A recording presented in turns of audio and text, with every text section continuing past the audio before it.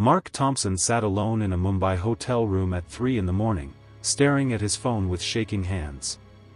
His bank balance showed $843.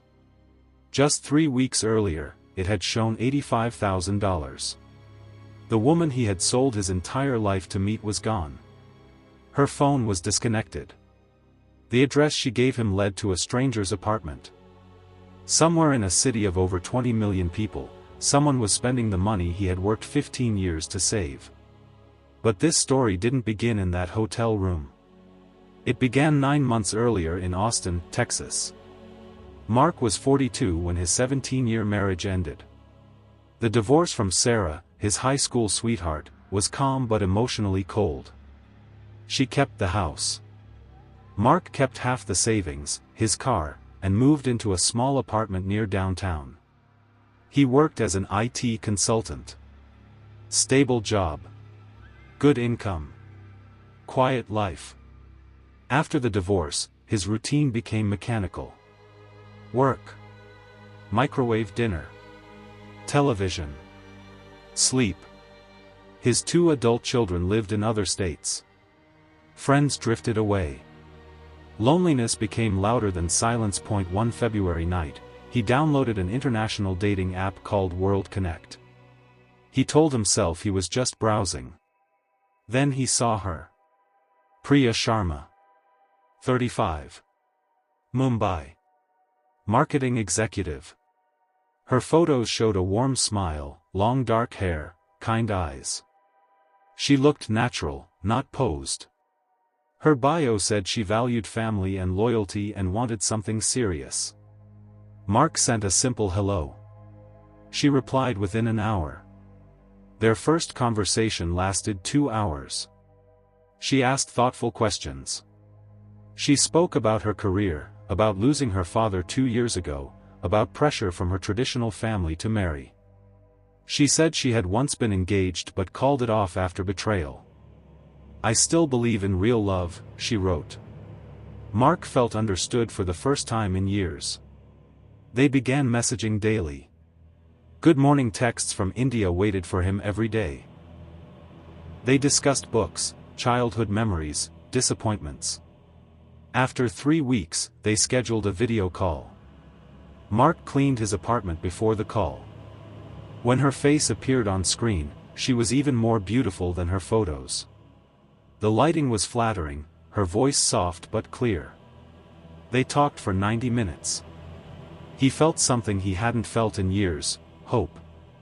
Video calls became frequent. She said she felt alone despite having friends and work. "I want someone who truly knows me," she said. By May, they were calling each other boyfriend and girlfriend. They had never met, but emotionally, Mark was fully invested. Then came the first emergency. Her mother needed urgent heart tests. The hospital demanded payment up front. She asked for $3,000. She cried on video. Mark sent it without hesitation. 2 weeks later, another hospital expense. Then rent problems. Then help for her sister. Each time, she was grateful, emotional, loving. By July, Mark had sent over $15,000. His daughter Emma noticed something was wrong. When she learned about Priya, she warned him gently. "Dad, please research romance scams." Mark grew defensive. "She's real. I see her on video." To reassure himself, he believed harder. In September, Priya suggested they meet in person. She said getting a US visa was difficult, but he could visit Mumbai. "If things go well, I want to marry you," she said softly. That sealed it for Mark. He decided not just to visit, but to start over. He sold his car. Sold his furniture. Broke his lease. Everything he owned fit into 2 suitcases. He boarded a flight to Mumbai with $85,000, his entire net worth. At Chhatrapati Shivaji Maharaj International Airport, the crowds overwhelmed him. He expected Priya to greet him. Instead, a message arrived: her mother had another emergency. She couldn't come. He took a taxi to a modest hotel in Andheri East. The next 2 days passed with excuses. On the third day, she agreed to meet at a cafe in Bandra. When she walked in, something felt different. Similar face, but not quite the same. Shorter hair, colder expression. "Maybe the camera adds beauty," she said when he mentioned she looked different. She seemed distant. Soon, a man named Raj arrived, her brother. He spoke perfect English, charming and confident. He explained family debts, cultural pressure, financial obligations. He mentioned 50,000 rupees owed urgently. It sounded small to Mark. He transferred the money. Over the next week, more problems surfaced. Wedding costs, medical bills, tax issues, each one urgent, each one emotional. By the end of 2 weeks in Mumbai, Mark had transferred over $40,000 in total. Priya grew more distant. Meetings were short, always busy, always stressed. Then she said she had to travel to Delhi for work. After that, her messages nearly stopped. Raj's phone eventually disconnected. Panic replaced denial.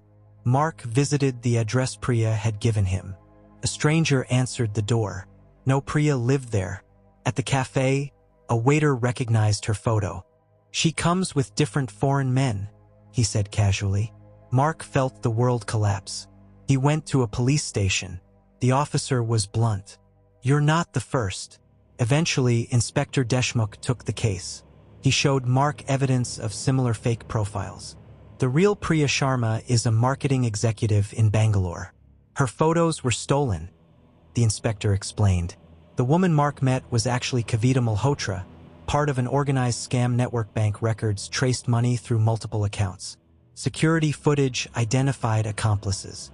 Police raided an apartment in Delhi and arrested Kavita and her partner Vikram. Mark learned he was victim number 12 in 18 months. The group had stolen over $500,000 from victims in America, Britain, Australia, and Canada. During a confrontation, Kavita looked at him calmly. "I was doing a job. You wanted a fantasy. I sold it." Her words hurt because they contained truth. Mark had ignored warning signs because hope felt better than doubt. The trial ended with convictions. Kavita and Vikram received 7-year sentences. Some money was unrecoverable. Mark returned to Austin with $60,000, what remained of his life savings. Financial loss hurt, but the emotional damage cut deeper. Trust felt impossible. Months later, a journalist wrote about his case. Mark reluctantly agreed to share his story. After publication, victims worldwide contacted him. He responded to emails, then created a website. Eventually, he founded the Romance Scam Survivors Network, offering support and education. Helping others gave his pain purpose. He spoke at community events, warning about red flags, sudden emergencies, requests for secrecy, emotional manipulation, financial urgency. He emphasized one message: loneliness is not stupidity. A year later, he met Jennifer, a librarian introduced through friends. They moved slowly, carefully. When he told her everything, she listened without judgment. "You survived," she said, "and you're helping others." 2 years after Mumbai, Mark had helped hundreds of victims. He rebuilt savings slowly. He rebuilt trust even slower. For years later, he married Jennifer in a small ceremony. His son Derek said, "My dad turned his worst mistake into something that saves people." At 50, Mark spoke at a cybercrime conference. "How do we stay open to love without becoming blind to danger?" he asked. "We remove shame. We talk openly. We build real communities so people don't search for connection in risky places."